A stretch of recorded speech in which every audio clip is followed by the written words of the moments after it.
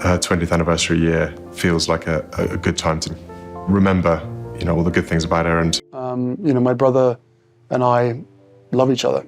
I love him deeply. There has been a lot of pain between the two of us, especially the last 6 years. None of anything that I've written and anything I've included is ever intended to hurt my family. Whispers that once lived only in tabloids have exploded into a storm that neither Prince William nor Prince Harry could have imagined. After a mysterious DNA test, long buried in speculation, resurfaced with shocking claims tied to Diana's final, unspoken secret, insiders say both brothers were left emotionally shaken. The revelation has reopened old wounds, stirred long-silenced doubts, and sent shockwaves through the monarchy's most private corridors. But what exactly did this controversial test suggest? And why has it shaken the royal heirs to their core? A sealed truth arrives without warning. It begins without ceremony, without a whisper of preparation. Just an unmarked envelope slipped into two different worlds at the same moment. In London, deep inside a quiet, private study at Kensington Palace, Prince William sits surrounded by polished oak shelves and the soft ticking of a wall clock.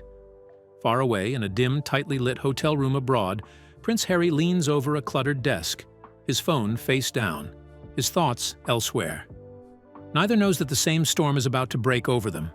Inside each envelope lies a single sheet, a scanned laboratory document carrying the distinct header of a medical facility from the late 1980s, the exact type referenced in the records linked to Diana's private medical trips during that period. The paper is cold, clinical, and direct. The conclusion is impossible to soften. The probability figures, though not spoken aloud, are unmistakable in their meaning. The DNA match is definitive.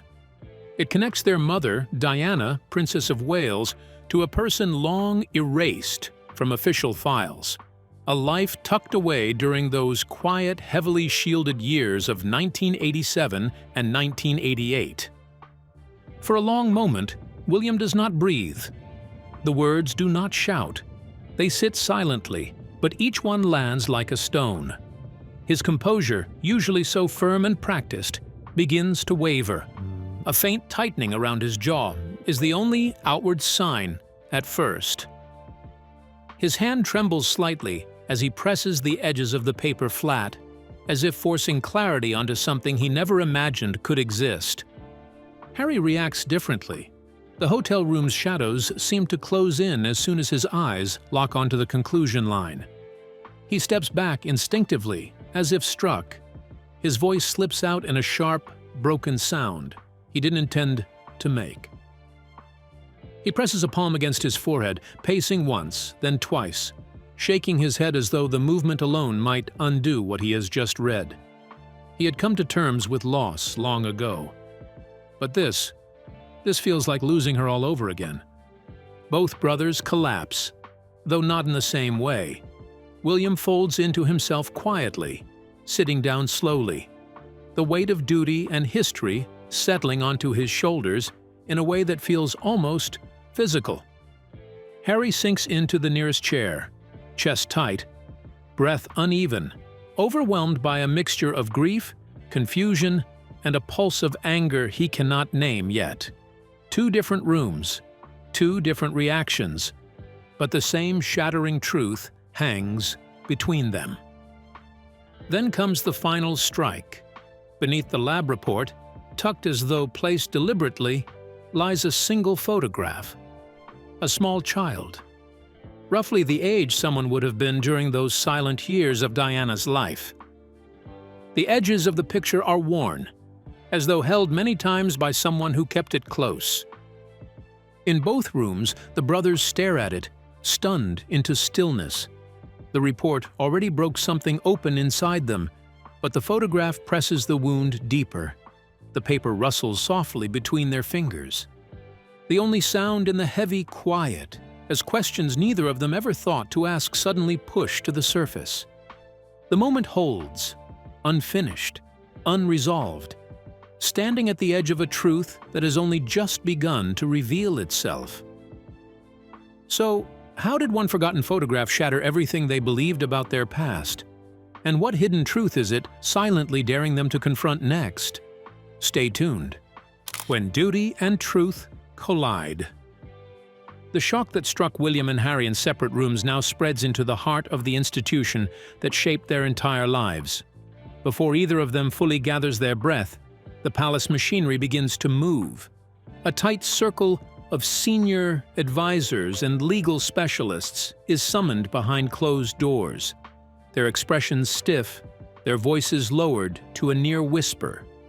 The document that arrived anonymously, its cold laboratory header from the late 1980s, its unmistakable DNA conclusion, now sits at the center of a polished table beneath the harsh white light of an overhead lamp. No one touches it for several seconds. Even they seem afraid of what it represents.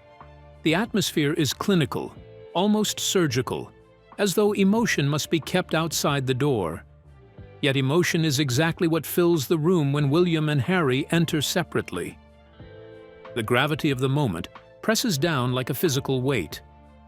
The advisors begin reviewing the timeline: Diana's discreet medical trips to a Swiss clinic between late 1987 and early 1988, the abrupt silence in the records that followed, the missing entries that had long been explained away as private matters, and the way her death on August 31st, 1997. From our very own Foreign Secretary, Robin Cook, who's in the Far East at the moment, that Diana, Princess of Wales, has in fact been killed in that car accident. Allowed certain papers to quietly disappear in the name of protecting her legacy.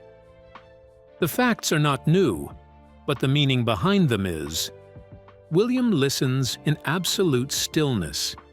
His face remains controlled, but the tension in his jaw betrays what he's battling inside. His thoughts stretch far beyond the paper in front of him. He sees the ripple effect. The monarchy's already fragile public trust, the delicate narratives of succession, and the centuries-old expectation that the line must be beyond question. Every detail of the test threatens that stability. He feels the responsibility, the burden of the crown, resting on him more heavily than ever before.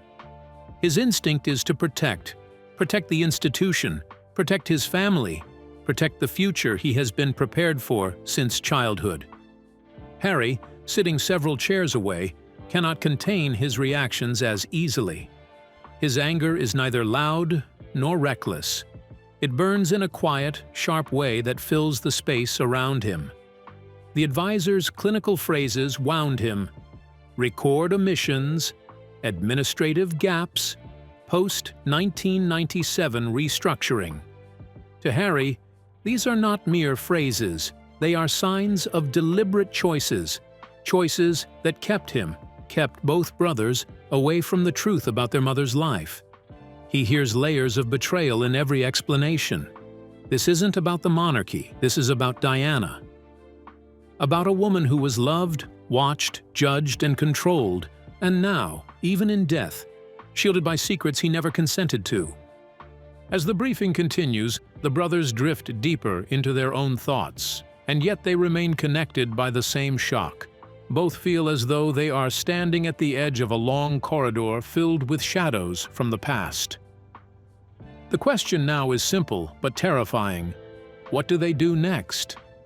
The advisors outline two paths: quiet containment or full verification. Both options are dangerous. Containment protects the monarchy, but buries a truth tied directly to their mother. Verification risks everything: public trust, historical records, and the stability of the institution that shaped their lives. William stares down at the paper, weighing duty against the ache in his chest. Harry looks up, eyes sharp with resolve, unwilling to let silence bury another piece of Diana's story. And in that quiet, heavy moment, the brothers make separate choices rooted in the same pain, but pulled by different forces. Neither knows where their path will lead, only that it has already begun. So, how did a single hidden envelope push two princes toward choices that could break a crown or rewrite a legacy forever? stay glued. The hidden envelope that refused to stay buried. The room falls silent after the advisors finish their briefing, but the silence does not settle. It moves, pressing against William, tightening around Harry, lingering in the corridors of Kensington Palace like a shadow that has been waiting for years. The truth they now face did not begin with the documents delivered to them that morning. Its roots stretch back further, to a moment Princess Anne kept locked away, unsure whether exposing it would heal or destroy. As the weight of the DNA report hangs in the air, the story quietly shifts backward, returning to the day the trail first began. It was a late afternoon at Kensington Palace when Anne received an envelope that immediately felt out of place. No return address, no instructions, just a stark, cream-colored envelope sealed with a deep red wax stamp. Not the standard royal insignia, but a plain design that suggested intentional anonymity. She had been walking through one of the narrow back corridors, the ones staff used to avoid the formal wings, when a footman approached hesitantly and said it had been left at the service entrance. Anne, cautious by nature, paused before breaking the seal. Inside lay a single document, a scanned laboratory report bearing a medical header she recognized from Diana's discreet health records in the late 1980s. The date range matched the very period the palace had long treated as a private matter, late 1987 into early 1988. The phrasing was clinical, the tone cold, the purpose unmistakable, even without reading the final line. It contained the same DNA conclusion William and Harry would one day be forced to confront. Alongside it was a small photograph of a young child, the edges worn soft, as though someone had handled it often. Anne felt the air shift around her. For decades, she had suspected that Diana carried quiet burdens no one fully understood, but she had said nothing. Not because she wished to hide the truth, but because the monarchy had been in constant crisis, and she feared adding another breaking point. She locked the envelope away in a narrow drawer inside her private writing desk, a drawer only she had the key to, and there it remained, untouched, as the years moved on and the palace changed around it. Now, seeing William and Harry shaken by the same revelation she had once held in her hands, Anne realized silence could no longer serve anyone. She reached out quietly, first to William, because protocol dictated he be told first, then to Harry, because she knew the truth belonged to both of them equally. She revealed how the envelope arrived, how long she had kept it hidden, and why she struggled with the decision. She did not defend herself. She only explained. Her confession hit both brothers differently. William struggled to keep his expression calm, even as frustration twisted inside him. Each new detail threatened his fragile sense of control over a story that now felt dangerously alive. Harry, meanwhile, felt the floor shift again. Another person he trusted had known something, even if only a piece, and kept it locked away. Yet neither could blame her fully. Anne's decision to step forward connected the final dots that had remained scattered for years. And whether they liked it or not, her envelope now formed the beginning of a trail they could no longer avoid. The trail that would pull them deeper into the past, deeper into their mother's hidden truths, and deeper into a family history they never knew they were part of. Now what hidden truth waits behind Anne's envelope? Will it heal old wounds? Or unravel everything William and Harry thought they knew? Keep watching. Echoes behind locked doors. Princess Anne's revelation settles into William and Harry's minds like dust shaken from an old curtain. Fine, silent, and impossible to ignore. Her envelope, once hidden inside a locked drawer, opens the first doorway. But now the brothers must step into a deeper corridor, one filled not with memories but with records, files, and the kind of official silence that has shaped their family's history for decades. The moment the truth becomes more than speculation, the investigation begins. The search starts with the archives. It feels almost cinematic. Drawers sliding open, boxes carried to long wooden tables, and pages flipped beneath dim overhead lights.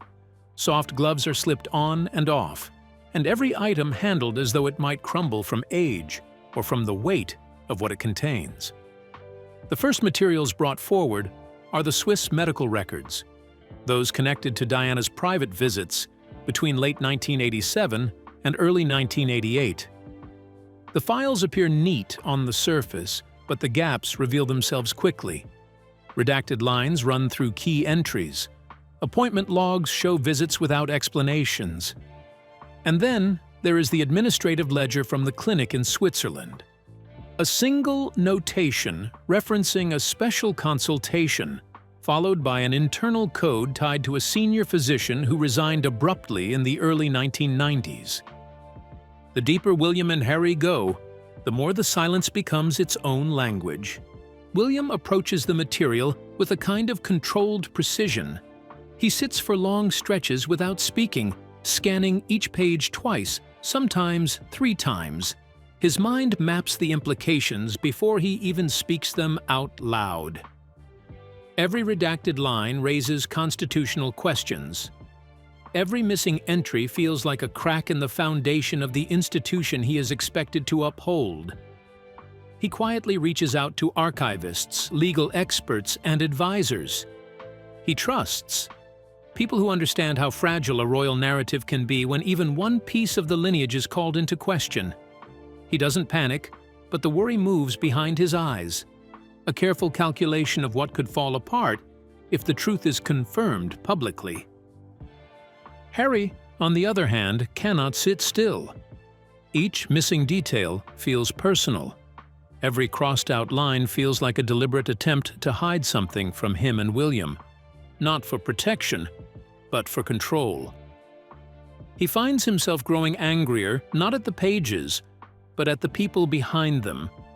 The ones who, for years, treated these details as administrative issues, acted as if a human life could be reduced to an inconvenience, a file to be managed. He wants answers from real people, not from ink on paper. He wants to confront those who made decisions without thought for the emotional fallout that now smothers him and his brother. The tension between them grows, not because they stand on opposite sides, but because their instincts collide. William wants order. Harry wants truth at any cost. William fears the collapse of an institution already fragile. Harry fears the erasure of a life tied to Diana, a life someone hid long before either brother had a chance to understand it. Yet neither can move forward alone. Every new document leads to another question that requires both of their perspectives. Every discovery piles onto the same truth. They are now bound to this investigation, whether they approach it calmly or with fire. And as the records continue to whisper their incomplete story, the brothers realize the trail is no longer just paperwork. It is leading them toward the people who once stood closest to Diana, the ones who knew more than they ever admitted, and who now must be faced. But what do you think lies behind the doors Diana's closest allies tried to keep shut? And how far would Prince William and Harry go to uncover it? The doors that should never have been closed. As the last page of the Swiss ledger settles onto the table, the investigation reaches a point where documents can no longer speak loudly enough. Lied and used fake documents to obtain the interview with my mother. Made lurid and false claims about the royal family, which played on her fears and fueled paranoia. The truth now lies with the people who lived closest to those decisions. People who understood what Diana endured, who occupied the rooms where silence was crafted, and who believed they were acting in the interest of the crown. William and Harry know the time for searching through boxes is over. The next steps demand face-to-face answers. The first meeting takes place in a discreet room inside one of the older palace wings, far from the press, far from the public corridors. The walls here carry echoes of earlier decades. the air heavy with the scent of old carpeting and polished wood. Waiting for them is a former senior palace figure, someone who once held enormous influence during the late 1980s and throughout the years leading to Diana's death in 1997. Age has softened his features, but not the sharpness in his eyes. He sits with his hands clasped carefully as though preparing for a cross-examination he has long feared. He begins with a sigh that sounds rehearsed. "For decades," he says, and the words hang in the space like a confession waiting to fall apart. He explains the decisions made in those final years of Diana's marriage. The pressure to minimize scandal, the insistence that anything outside the official narrative be treated as a potential threat to the stability of the monarchy. When he mentions the phrase "greater good," William flinches. The words feel cold and clinical, far too similar to the redacted lines in the archives.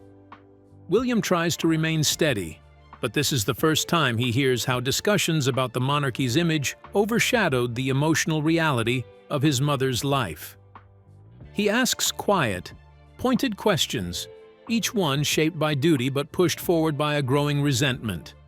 The man answers with a strange mixture of regret and justification, insisting that every choice was made to protect the institution William now stands at the edge of inheriting. But William can no longer ignore the cost.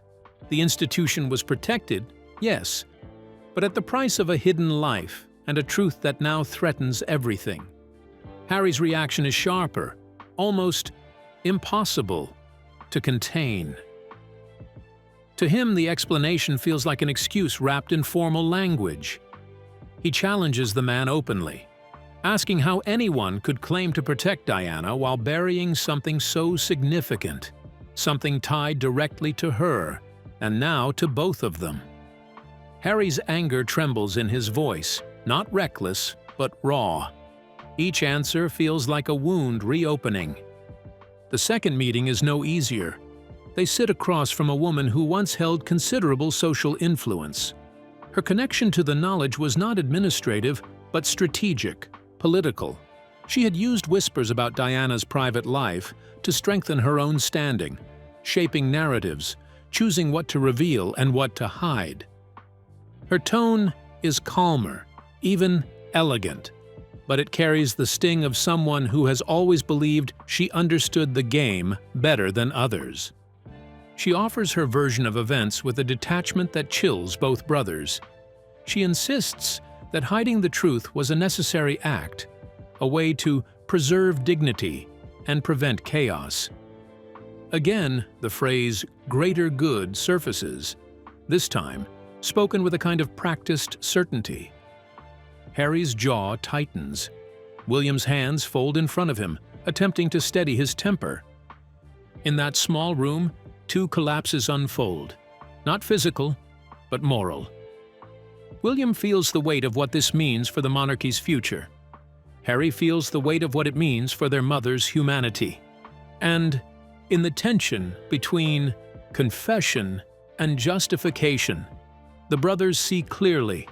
The truth was never lost. It was chosen, shaped, and locked away. And now it has returned, demanding to be faced. But how did a secret so carefully hidden return to shatter crowns and hearts alike? Could the truth finally rewrite their family's history? Stay with us. The face that mirrors the past. The conversations with those who guarded the truth leave William and Harry shaken in different ways. Yet both reach the same conclusion. No explanation, apology, or justification can satisfy what now stands before them. If the documents, reports, and confessions are real, then there is only one path left. They must meet the person whose existence has been hidden for decades. The decision is made quietly. No press, the face that mirrors the past. The conversations with those who guarded the truth leave William and Harry shaken in different ways. Yet both reach the same conclusion. No explanation, apology, or justification can satisfy what now stands before them. If the documents, reports, and confessions are real, then there is only one path left. They must meet the person whose existence has been hidden for decades. The decision is made quietly. No press, no advisors, no palace involvement. Just the two brothers following a trail their mother once tried to shield from the world. Every arrangement is handled with absolute discretion. The meeting takes place abroad, in a country that belongs to neither the crown nor memory. The location is chosen for its neutrality, a place where titles dissolve and the weight of monarchy cannot intrude. There are no portraits, no guards, no ceremonial quiet. Only a modest room, bare walls, and the unsettling knowledge that whatever happens inside will change all three lives permanently. When the man enters, recognition is instant.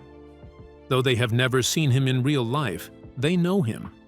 Something in his eyes, the shape of his mouth, even the way he holds himself carries Diana's imprint. He is older than the child in the photograph, once hidden inside a sealed folder. But the resemblance is undeniable.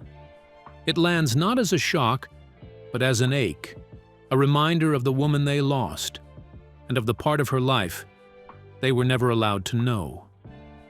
The first moments stretch in silence. No one knows how to begin. The man stands calmly, but there is a fragility in it, the quiet composure of someone who has lived with this truth for years without ever expecting to see it confirmed. When he finally speaks, his voice is steady. He explains that Diana stayed in contact through intermediaries, sending messages, offering reassurance, and watching his life from a distance. She wanted him protected from royal gravity, free from the scrutiny that consumed her. She gave him a choice, not secrecy as punishment, but privacy as freedom. And he accepted it, not out of shame, but because he had built a quiet life that belonged to him alone. He never intended to disrupt theirs, never wanted to become a symbol, a threat, or a headline. William listens with a tightening chest, unable to ignore the consequences crashing through his mind. What would this truth mean if it surfaced? How would it reshape everything he has been raised to carry?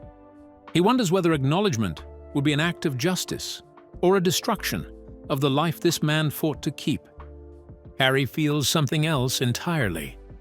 He sees not a complication, but a brother. Not a scandal, but a loss. A family member erased by decisions made in places neither of them controlled. His reaction is instinctive, emotional, a pull toward what their mother was never allowed to have fully. When they finally sit, the man admits he does not know what comes next. He does not know if stepping forward would honor Diana or betray her. He fears becoming public, being used, losing everything she tried to preserve for him. His honesty cuts deeply. William feels guilt for the institution he must protect. Harry feels grief for the bond they never had. And in the silence that follows, all three understand the same truth. Whatever comes next will require more courage than any of them imagined.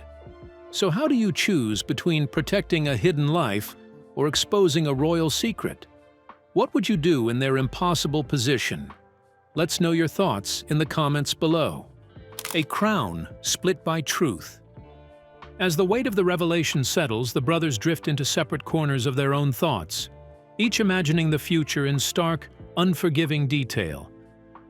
The room is quiet now, but inside their minds, everything is loud. Screens of possible outcomes flash before them. Newspaper headlines, shaken governments, global reactions, and the quiet face of the man whose life could be overturned with a single decision. What began as a search for clarity has become a choice between two equally painful paths. Truth that ignites chaos, or silence that protects a fragile life while binding them to a secret their mother never intended to be weaponized. William sits with his head lowered, his hands locked together, breathing in the cold air of the space that never belonged to the crown. He feels the burden of responsibility pressing into his chest, heavier than any royal duty he has known. Protecting the institution has always been his primary purpose. Yet now he sees clearly the cost of doing so. The life of an innocent man, the memory of Diana, the trust between brothers that has been stretched and twisted by years of expectation. He wants to preserve stability, prevent political shockwaves, and spare the monarchy from a truth that could undermine generations. But the price of silence feels like a bruise forming beneath the skin. Across from him, Harry's resolve takes a different shape. He stares at the floor for a long, quiet moment, then lifts his gaze with an expression that holds both exhaustion and unmistakable conviction. For him, the answer bends toward honoring the mother who spent her life fighting to protect the vulnerable. He cannot shake the image of the hidden son, older now, gentle, uncertain, carrying a story he never asked to bear. Harry senses the danger of revealing the truth, but he also sees what concealing it would mean. Another life shaped by secrecy, another chapter of their mother's pain repeated in silence. Tension grows in the stillness, not anger, not rivalry, something deeper, rougher. A divide shaped by duty on one side and principle on the other. When they stand, the air between them feels heavier than before. William circles toward a plan to negotiate legal protections, to build a shield of privacy around the man who never wanted the world's gaze. Harry steps toward a different solution, submitting the DNA records to independent verification, ensuring the truth cannot be buried or twisted. Two brothers, shaped by the same history, now walk separate paths marked by fear, love, and impossible choices. Neither is wrong. Neither is ready to surrender. And as they move toward opposite doors, each carrying a version of justice they believe in, the future of their family hangs in the fragile space between them. So what do you think happens when truth threatens a crown? Silence to save a life, or exposure to honor Diana's legacy? We'd like to hear your thoughts in the comments. Don't forget to like, share, and subscribe.